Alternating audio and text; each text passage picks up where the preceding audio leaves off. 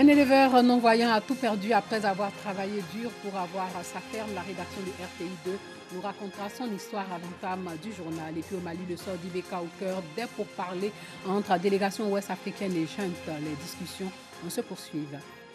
Bonsoir et bienvenue dans le journal. Le calme est revenu aujourd'hui à Divo après la chaude journée d'hier lors d'une marche de femmes de l'opposition politique contre une nouvelle candidature du président Ouattara. Plusieurs personnes ont été blessées lors de ces violences, sans compter les dégâts matériels. Une délégation du gouvernement conduite par le ministre Amédée Kouakou, maire de la commune, apporte son réconfort aux blessés et ont échangé avec les populations. La délégation a échangé avec la population. Il est non-voyant, mais ne veut pas se tourner le pouce. Pour subvenir à ses besoins, il exerce le métier d'éleveur après une formation. Mais depuis 1 an, cet éleveur n'a plus de ferme et est confronté à des difficultés. Dangui a rencontré Bacon et partage avec nous ses angoisses. Bien que non-voyant depuis sa tendre enfance, Bacon est un éleveur de formation et de profession. Mais il est au chômage depuis plus d'1 an. Accompagné de son enfant, il vient régulièrement se ressourcer ici, le site de son ancienne ferme qu'il a dû fermer, faute d'eau pour les animaux. Un sentiment de tristesse et vraiment de désolation parce que ici, j'ai investi beaucoup d'efforts, beaucoup d'argent, mais malheureusement tout est parti en fumée parce que j'ai tout perdu ici. Les riverains se souviennent de ce non-voyant passionné d'élevage et qui défiait chaque jour son handicap pour élever ses poulets. Lui, mais il avait ses enfants, il préparait. Donc c'est grâce de Dieu. C'est Dieu qui lui a donné ça. Il mérite qu'on l'aide. Parce que s'il peut travailler, c'est que si on l'aide, là, il peut s'en sortir. Aujourd'hui, sans ferme, Bacon n'a plus de source de revenus. Il ne peut s'appuyer que sur le modeste soutien de sa femme et de ses enfants. Je souhaite qu'on aide mon papa à acheter un terrain, à travailler pour nous satisfaire, pour nous donner un peu de sous pour satisfaire nos besoins, pour nous mettre à l'école, pour nous scolariser. Comme aujourd'hui, il se rend souvent sur les fermes de ses amis ou connaissances pour ne pas perdre le contact avec sa passion, l'élevage. C'est vraiment un grand bonheur, un grand plaisir et je rêve d'avoir ma ferme. Comme je dis, vraiment, je rêve que mon projet puisse se réaliser, que je puisse avoir l'aide souhaitée pour reprendre mes activités. Depuis plus d'1 an, Bacon est sans ferme, donc sans emploi.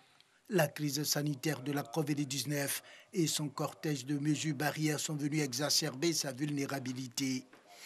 En attendant que les hommes de bonne volonté l'aident à avoir une nouvelle ferme, il s'accroche à sa foi en Dieu pour garder le sourire et surtout l'espoir.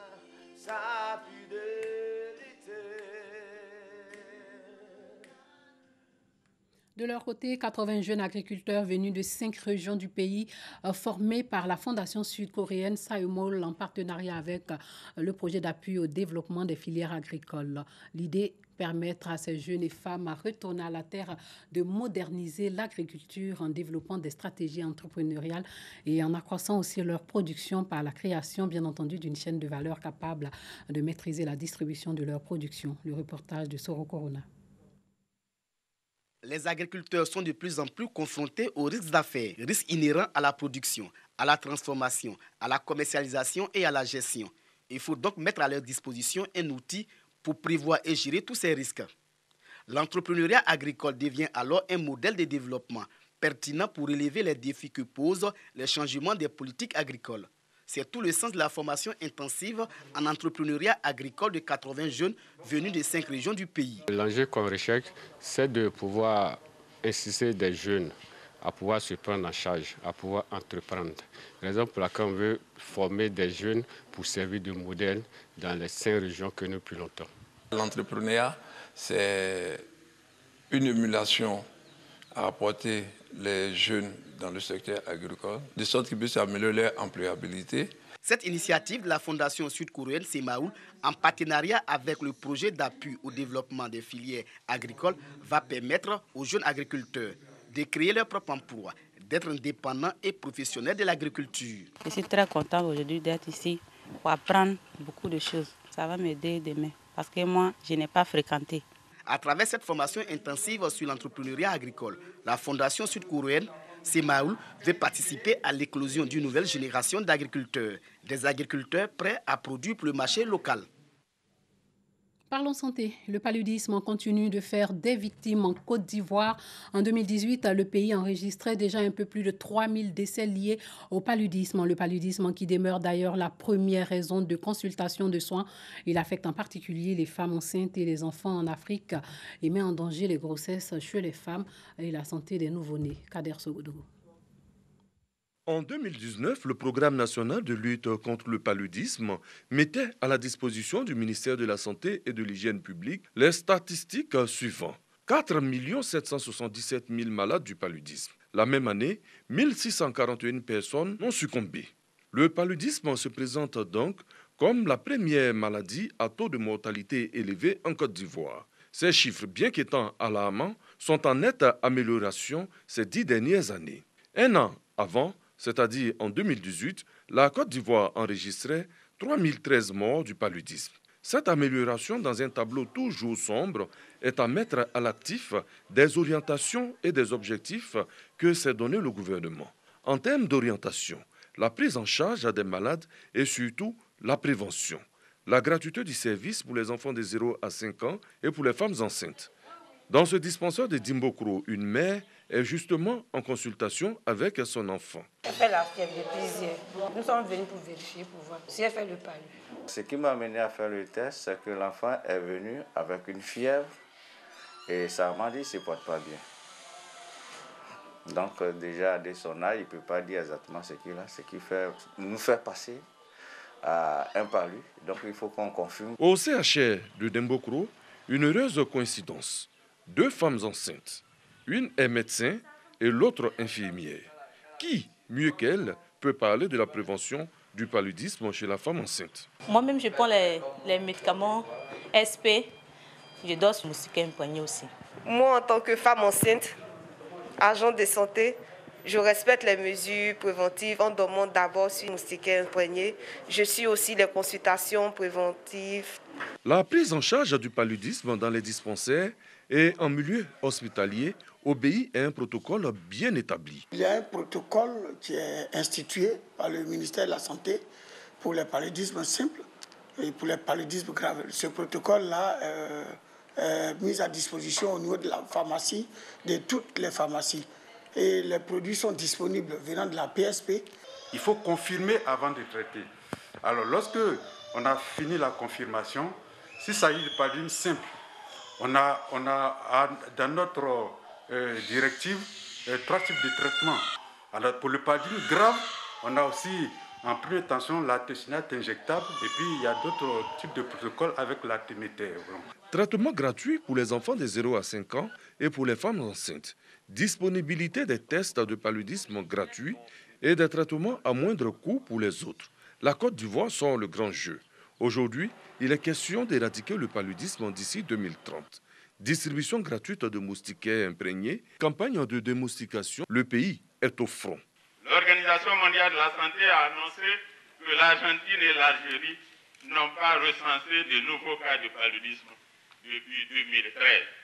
Ces 2 pays ont donc officiellement mis un terme à la transmission locale de cette maladie et se sont vus octroyer le statut de pays exempt de paludisme. La Côte d'Ivoire veut s'inspirer de ces exemples en favorisant des actions continues pour empêcher la transmission du plasmodium. Région d'Unzi, Indénié Douablin, Sakassou, Nation, Le Bélier, etc. Le programme national de lutte contre le paludisme serre les taux. Très bientôt, nous allons faire la campagne de masse de moustiquaires imprégnés d'insecticides qui va se dérouler en 2021, précisément dans le mois de mars. Nous aurons un peu plus de 18 millions de moustiquaires qui seront donc distribués à toute la population en Côte d'Ivoire. Dans son ambitieux programme d'éradication du paludisme, la Côte d'Ivoire peut compter sur les partenaires au développement. L'USAID, depuis 2018, octroie au pays plus de 12 milliards de francs CFA pour la lutte. D'autres partenaires techniques financent des activités de recherche. Des moyens pour gagner le combat reste l'adhésion des populations qui offrent gîtes et couverts aux moustiques vecteurs de transmission. L'assainissement de l'environnement sera certainement pour beaucoup dans la victoire sur le paludisme. Le défi est lancé. Fin des paris 2030. La victoire sur la pénurie d'eau est gagnée aussi à Boaké. Fini donc la pénurie d'eau au quartier Sokora de Boaké. C'est dans le centre du pays. Les habitants de ce quartier ont désormais accès à l'eau potable. Des travaux d'extension et d'agrandissement des installations existantes ont été faits pour leur faire oublier le cauchemar qu'ils vivaient depuis 2002. Soro Corona. L'eau, source de vie, est depuis 2002 une denrée rare dans les ménages de Boaké quartier Sokora. Sur les 12 mois de l'année, l'eau ne coule qu'un à 2 mois dans les robinets à Sokora. Une situation qui a des conséquences sur les populations. 2 fois 5 mois, 6 mois, même 9 mois même, on n'a pas l'eau. C'est les gens de citernes qui viennent nous aider un peu. Et puis, on s'en prend aussi l'eau à l'Air France. C'est les 3 roues qui nous, 2 fois 3 000, 2 fois 4 000. Vraiment, c'est trop. La corvée d'eau à laquelle étaient soumises les femmes de ce quartier est désormais un vieux souvenir. Des travaux d'extension et d'agrandissement des installations existantes sont réalisés. On dit que ce quartier a été longtemps sinistré et du fait des crises successives, les investissements n'ont pas suivi dans ce quartier.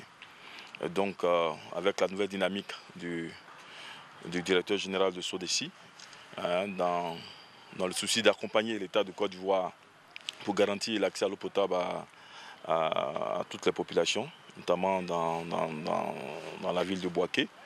Il nous a demandé, n'est-ce pas, de prendre ces initiatives-là.